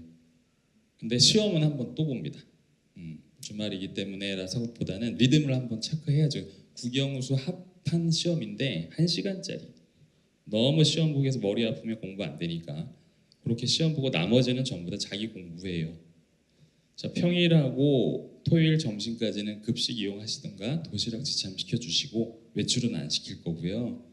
토요일 날 5시 이후에는 본인이 조금 더 공부하겠습니다 그러면 먹을 걸 사와서 식당 이용해도 되고 나가서 하시고 식사하시고 들어와도 됩니다. 마찬가지 10시까지 자습 가능합니다. 자, 대망의 일요일 공휴일 어머님 안 와도 되는데 아까 서두에 말씀드린 대로 그냥 계획을 미리 짜셔서 아이도 편하게 가는 날이면 오고 쉬기로 한 날이면 편하게 쉬게 해주십시오. 1시간 또 늦게 와도 됩니다. 9시 50분까지. 그리고 2시간 더 늦잠 자시고 대신에 오전만 해도 되고 또는 오후만 해도 되고 상관없으니까 독서실에 편하게 와서 공부시켜주세요. 그래서 우리 학생들 이제 보실 내용 정리해 놓은 거예요. 어머님도 이거 알고 계십시오. 이렇게 하면 적응하는데 문제가 없겠다. 그래서 일어나는 시간은 뭐 아이들이 다 알람도 있고 부모님도 당연히 생활할 때 깨워주셨잖아요. 반대로 재수할 때는 자는 시간 알람이 있어야 돼요. 몇 시 되면 알람이 울려. 그때는 부모님도 그냥 소등시킨 집을 다 꺼주시면 좋겠어요. 그게 제일 적응하는데 좋고요. 이거 당연히 하겠죠. 우리 이제 학원 다니면 국수형 탐탐 해야죠. 탐탐. 예, 2과목 다 균형 있게 공부 연습한다. 그리고 꼭 왔으면 아이고 열심히 공부하고 노력했는데 선생님한테 보여주면 얼마나 좋아요. 저 이렇게 잘했죠 하고 피드백도 받고 거기에 부족한 거 있으면 또 연습해서 또 자기 보완하고 마지막이 아까 말씀드린 미리 계획 짜서 편하게 쉬어라. 안 그러면 일요일날 쉴 때도 책을 볼까 말까 하다가 그냥 기분 나쁜 채로 오전 다 나갈 거예요. 그래서 아예 그냥 쉬는 날 잘 쉬게 해주십시오. 저희 이제 환경적인 부분 설명드릴게요. 저희 건물 다 종로 저희가 쓰는 건물이죠. 그래서 외부 학생, 외부 뭐 일반인들 못 들어옵니다. 대신에 관리 부분에서 좀 꼼꼼할 거니까 안심해 주시고요. 공부 공간하고 식사 공간하고 그 다음에 수업 공간 분리해 놨습니다. 남녀 분리 원칙으로 다 진행될 거고요. 사진으로 살펴보시면 첫 번째 사진이 수업 받는 교실이 사진이. 그리고 2번째, 3번째, 4번째가 독서실 독서실 사진입니다. 컨디션 좀 다른데 요거는 그때그때 운영을 좀 아예 맞춰서 들어갈 거예요. 마지막 제일 좌측이 사물함인데 사물함 보여드린 이유는 짐 다 놓고 다녀도 이상한 거 하나도 없다는 거. 집에서는 공부 안 합니다. 안 하는 거예요. 그러니까 너는 어떻게 빈 가방으로 다녀? 그거 물어보지 마시고 그냥 편하게 다 놓고 다니게 해주시고 식당에서 남학생 여학생 나눠서 식사 조리급식 식당이거든요. 편하게 듣게 뭐 식사하게 해주시고 옥상에서 좀 낮에는 햇빛 좀 보게 해주시고 저희 공간 활용하겠습니다. 마지막은 이게 카메라 시설인데 사실 이거는 보안 문제, 안전 문제 때문에 저희가 이거 시설은 다 해놨어요. 그래서 걱정하지 마시라고 문제 생기도 저희 대처할 수 있으니까 이 보고 계신 분이 따로 계십니다. 그 겸에 이제 딴짓하는 것도 잡아내니까 그래서 뭐 보고 있네요. 이 만화. 그래서 이런 부분도 하니까 요거를 띄워놓은 이유가 우리 학생도 계셔서 말씀드리는 건데 공부하는데 자꾸 본인한테 카톡이 온대요. 학원에 있는 애가. 그래서 어머니가 그거를 끊지는 못하고 답변을 해주고 생각해보니 이게 맞나 싶어서 학원에 전화를 주세요. 얘가 어떻게 카톡을 하냐 지금. 그래서 이 차단되는 기능 요즘에 뭐 원체 뭐 인터넷 발달도 돼 있고 프로그래밍이 다 돼 있으니까 차단을 시키는데 또 푸는 애도 있고 계속 그 싸움 하거든요. 근데 결국에는 다 걸리긴 해요. 그래서 저희도 최대한 관리 노력은 할 테니 혹시 그런 경우가 발생이 되면 엄마랑 소통 집에 와서 해라 하고 연락을 끊어주셨으면 좋겠어요. 그래서 이런 부분도 관리를 좀 철저하게 하겠습니다. 모집 요강 빠르게 살펴보고 좀 정리 마무리할게요, 어머님. 뭐 입학 기준은 뭐 다들 높지 않아서 사실 수준별로 본인한테 다 반배정 가능하니까 그거는 그냥 참고 주시고 혹시 수강료에서 장학 혜택이 되는지 이거 한번 보세요. 작년 6월 그러니까 작년에 6월 9월 수능 새 시험에 잘 본 거 합으로 종강 때까지 장학을 드립니다. 그리고 이렇게 대학생인 경우도 있습니다. 비용 부분 이제 마지막 말씀드리겠습니다. 수강료 178만 2천 원, 독서실 비용은 저희는 받진 않아요. 네, 그래서 아이들 학습 공간 제공 무료로 들어갈 거고 급식은 7,700원씩 합니다. 그리고 교재하고 콘텐츠 그다음에 뭐 셔틀을 일부 타는 지역에 사는 학생들 이건 별도 비용인데 교재는 3개월 시즌으로 한 20만 원 정도 될 거예요. 콘텐츠는 그 달마다 좀 달라집니다. 요건 한 8만 5천 원, 9만 원 모의고사 2번 보는 달 있고 한 번 보는 달이 좀 달라질 겁니다. 어머니 마무리인데 요거는 이제 우리 어머님들 보시라고 제가 부모님들 이제 생각이 좀 바뀌셔야 될 것 같은데요. 관찰과 관심이 좀 달라야겠어요. 아이들 공감해 주시는 건 좋은데 물어보시는 분이 그렇게 많답니다. 오늘 뭐 배웠냐? 선생님이 뭐라 그러디? 그 이해는 다 했니? 그거 물어보지 마시고 그냥 고생했다. 아이고 애썼다 하고 안아주시고 공감해 주는 거죠. 힘들었구나 해줘야지. 뭐 때문에 힘들었니? 누가 그렇게 하디를 하면 애가 거기서 또 막 생각을 하고 얘기를 해야 돼요. 아이고 그래 힘들었구나. 아이고 애썼다. 잘 자자. 이렇게 자꾸 이제 얘기를 하고 포옹해 주십시오. 그리고 두 번째는 성적표 나올 때 특히 우리 아버님들이 안 오셔서 다행인데 야 3개월 공부했는데 그것뿐이 안 돼 때려쳐. 뭐 이런 얘기도 많이 하시고 입학할 때 보면 계약서를 쓴 애들이 있더라고요. 유평 때 2등급 못 갈면 그만두겠다. 그런 애들도 꽤 있어요. 근데 공부를 그 목적으로 하는 게 아니기 때문에 과정을 봐주실 건데 물론 무슨 말씀인지는 알죠. 그래서 성적표 가지고 감정 조절을 드러내시면 우리 아이들이 주인공들이 좀 몇 분 계신데 그 불편해서 하겠습니까? 그래서 애들도 죄송하단 말이에요. 네, 수능 때 잘 볼 건데 믿어주셔야지. 그래서 성적에 대한 얘기는 아예 하지 마시고 아까 멤버스 보여드렸지 않습니까? 거기 성적 조회되시니까 담임 선생님하고 얘기하시면 됩니다. 등급 똑같아도 돼요. 어떤 부분 맞추면서 뭐 아니면 틀리더라도 풀면서 틀리고 있는지 체크해 주시면 되잖아요. 변화되는 거 꼭 체크해 주시자 감정 조절해 주십사 말씀드리고 이제 정보를 좀 그만 수집하시고 이제 길은 하나뿐이 없습니다. 이제 수시는 저희가 끝났는데 물론 고등학교 학종 가지고 아니면 교과로 쓸 수 있는 애들은 컨설팅 하겠습니다만 이제 수능 올리면 되거든요. 편하게 계시라고요. 그게 안 될 거예요. 이제는 안 하시면 되니까 스케줄 관리 안 하셔도 돼요. 그냥 학원 갔으면 공부한 거고 쉴 땐 쉬고 그래서 뭐 이거 과목은 어디가 좋고 이런 거 안 하셔도 되니까 마지막으로 이제 어머님들 이제 고3 학부모님은 졸업하신 거고 그리고 그렇게 하셔야지 우리 자녀들이 진짜 부담 안 가지고 공부할 겁니다. 그래서 이렇게 좀 생각을 마음 정리를 해주십사 말씀드릴게요. 이렇게 마무리할 건데 마지막으로 당부 저희가 꼭 말씀드리고 싶은 거는 이게 시기인 만큼 뭐 제 손 빨리 하세요 막 이런 표현보다는 이제 아이들이 올해는 점수 상승은 당연히 될 겁니다. 근데 본인을 찾아가는 한 해가 되기를 바라고요. 내가 이 정도 노력으로 이 정도 성적을 올릴 수 있는 아이다. 그러니까 인풋 아웃풋의 경험, 본인이 보람을 느껴가는 한 해.